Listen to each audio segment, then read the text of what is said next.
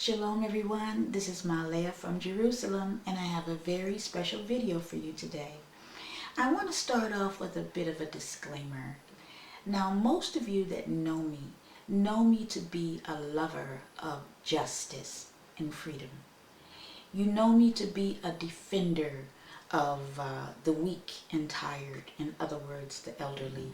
You know me to be a defender of the orphans and widows. You know me to defend the defenseless or the children, and also a defender of the voiceless or those that cannot speak from the grave. Now, all of those things I am.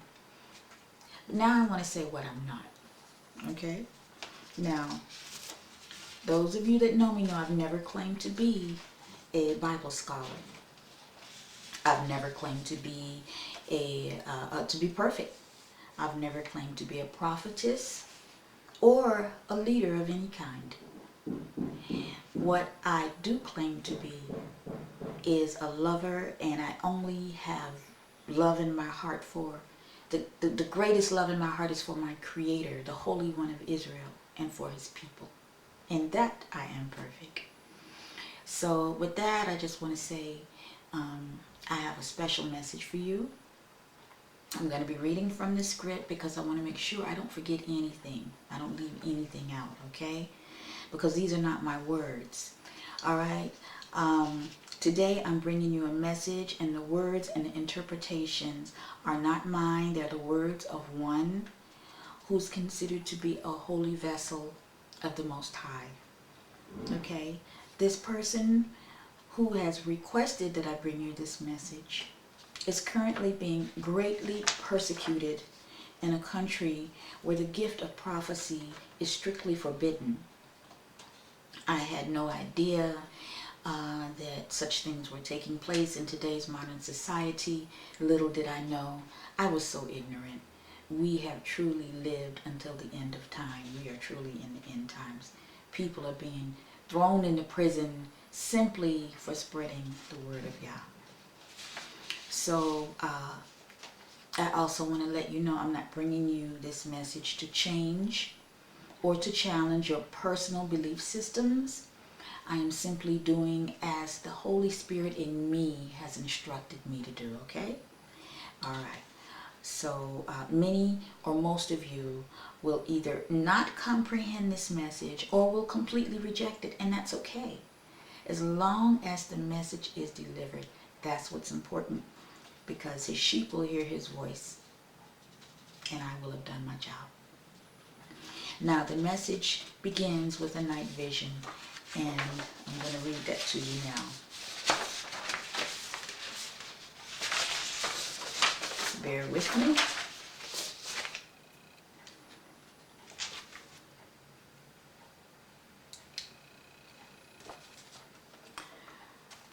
I saw myself fishing in a deep hole. This is a representation of the saints of Yah.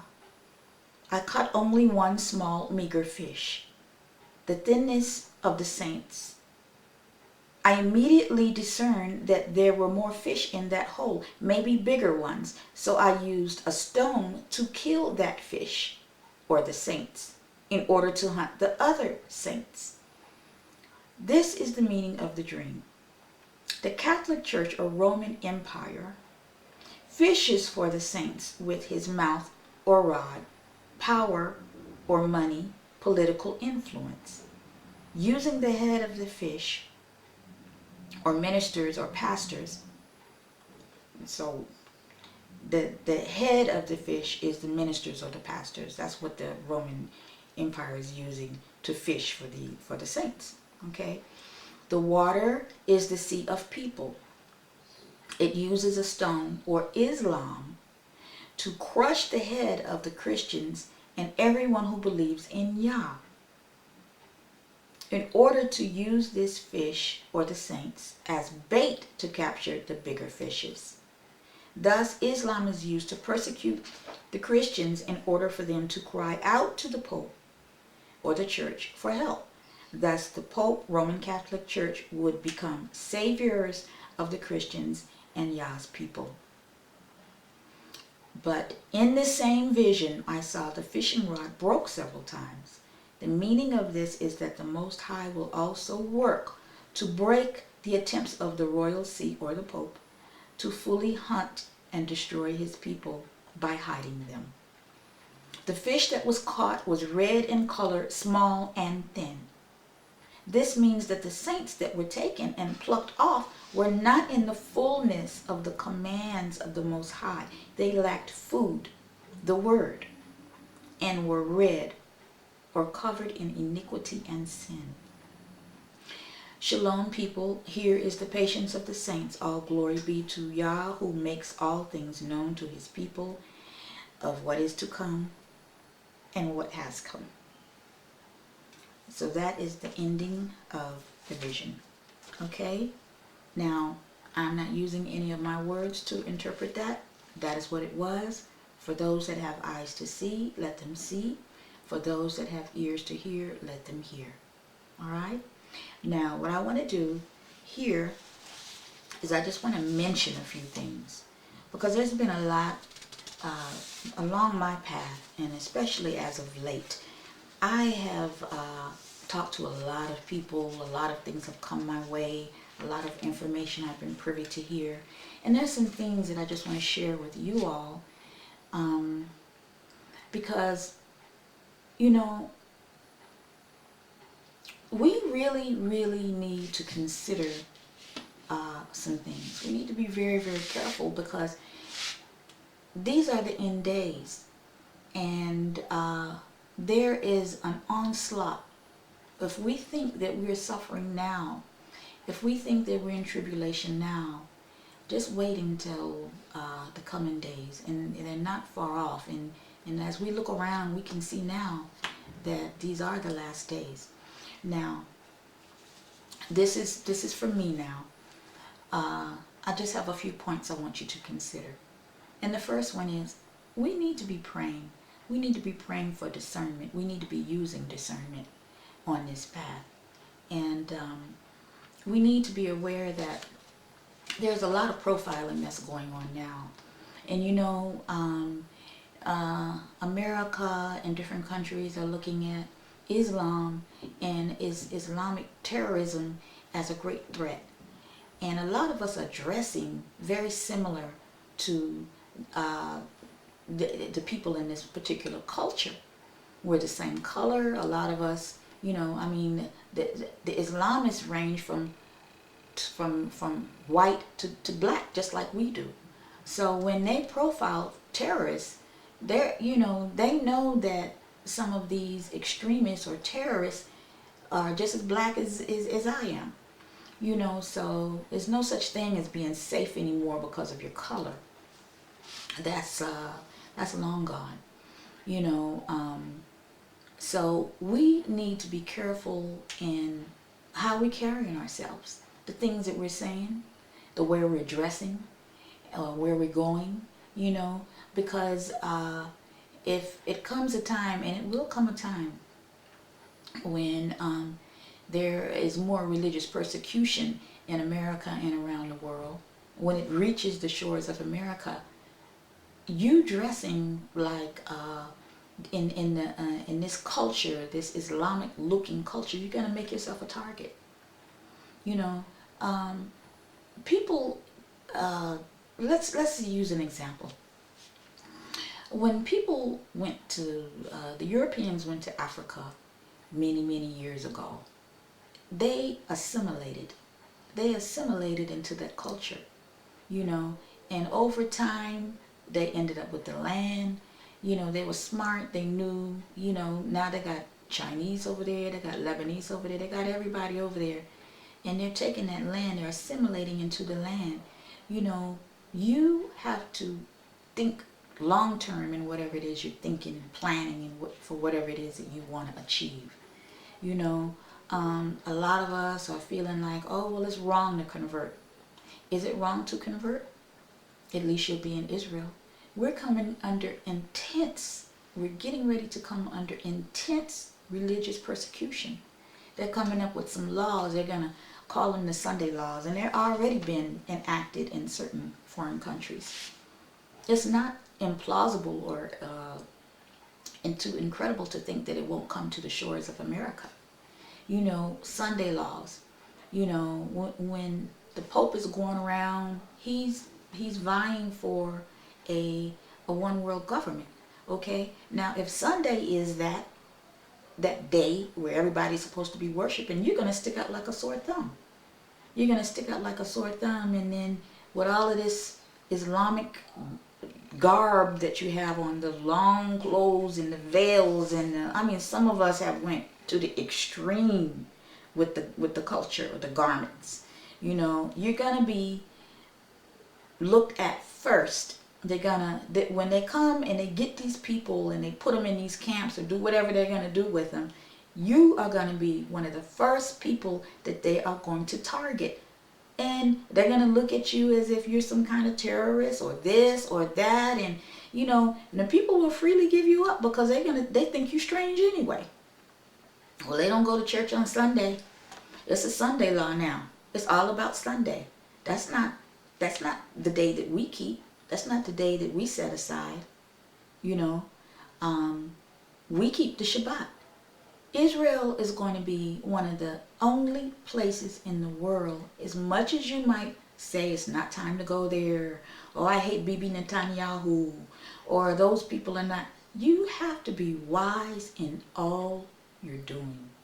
So people, you really gotta think beyond just what you're just hearing, you know, and mimicking what you hear other people say. Be wise and think. These are how people take over countries. These are how people change doctrines. That religious persecution is nothing new, and it's coming to the shores of America. So you can think you have all the time in the world, and you don't. Okay? 2/3 shall die from ignorance or willful disobedience. You know, right now, this is what I heard. I'm not there, but this is what I heard. The people in Louisiana, they are saying that they are going to have a passport just to move around the United States of America. Now, I don't know if that is true, but if that's true, then you need to be you need to really be thinking about that.